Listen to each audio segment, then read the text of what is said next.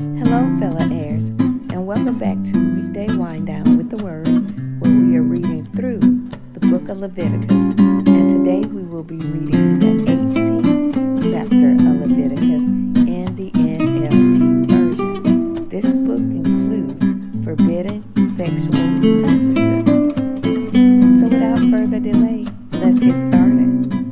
Then the Lord said to Moses, "Give the following instructions to the people of Israel. I am the Lord, your God.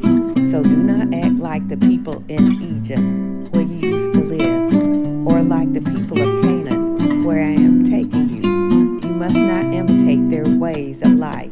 You must obey all regulations and be careful to obey my decrees, for I am the Lord, your God. If you obey my decrees and my regulation, you will find life through them. I am the Lord. You must never have sexual relations with a close relative, for I am the Lord. Do not violate your father by having sexual relations with your mother. She is your mother. You must not have sexual relations with her. Do not have sexual relations with any of your father's wives, for you would violate your father. Do not have sexual relations with your sister or half-sister, whether she is your father's daughter or your mother's daughter, whether she was born into your household or someone else's. Do not have sexual relations with your granddaughter, whether she is your son's daughter or your daughter's daughter, for this would violate yourself. Do not have sexual relations with your stepsister, the daughter of any of your father's wives, for she is your sister. Do not have sexual relations with your father's sister, for she is your father's close relative. Do not have sexual relations with your mother's sister, for she is your mother's close relative. Do not violate your uncle, your father's brother, by having sexual relations with his wife, for she is your aunt. Do not have sexual relations with your daughters-in-law, for she is your son's wife, so you must not have sexual relations with her. Do not have sexual relations with your brother's wife, for this would violate your brother. Do not have sexual relations with both a woman and her daughter, and do not take her granddaughter, whether her son's daughter or her daughter's daughter, and have sexual relations with her. They are close relatives, and this would be a wicked act.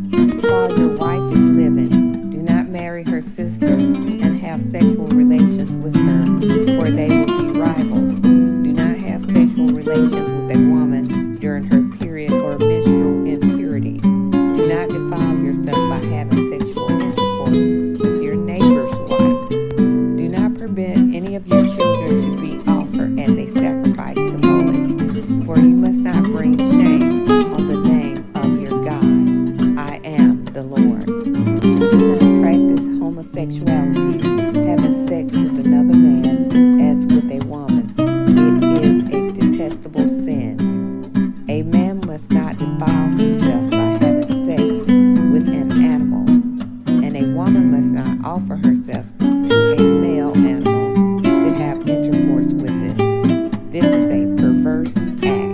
Do not defile yourself in any of these ways, for the people I am driving out before you have defiled themselves in all these ways, because the entire land has become defiled. I am punishing the people who live there.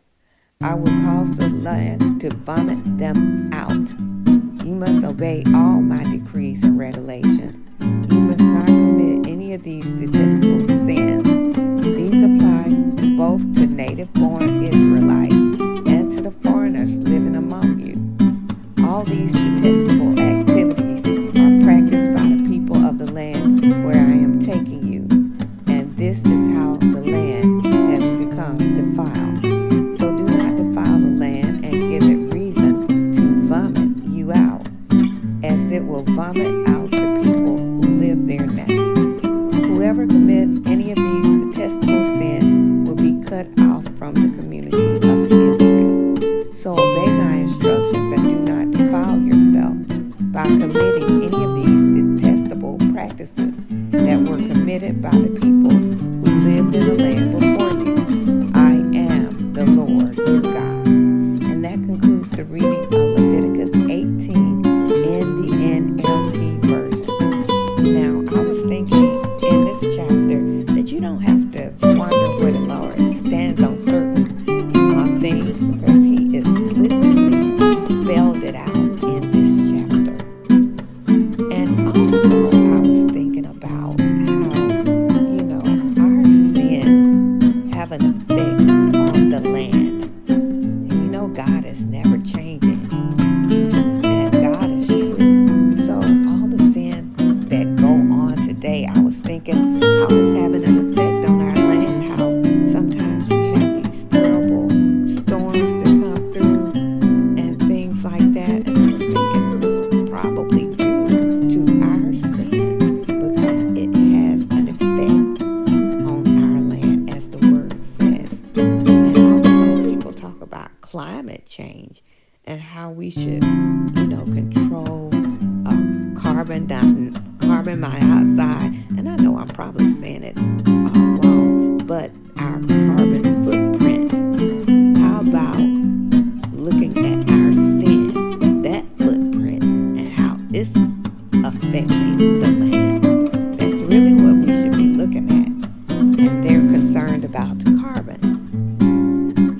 Anyway, that's just where my mind was going. So we just have to be mindful of these things, and thank God again for Jesus Christ that atoned for our sins. But even with that, we do want to please the Lord, and his word is true, and his word is it's a guiding light for us to follow.